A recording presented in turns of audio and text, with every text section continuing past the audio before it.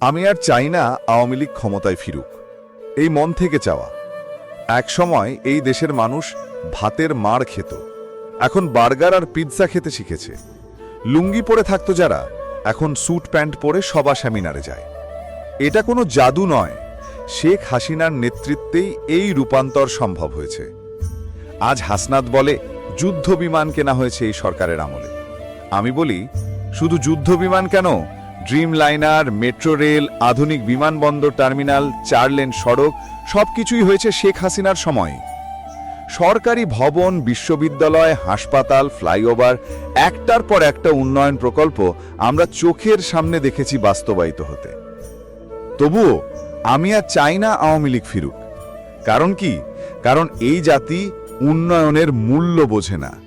যারা একসময় পদ্মা সেতুর স্বপ্নকেও তামাশা ভাবত, তারাই আজ সেই সেতুতে সেলফি তোলে, আবার মুখে বলে ফ্যাসিস্ট সরকার।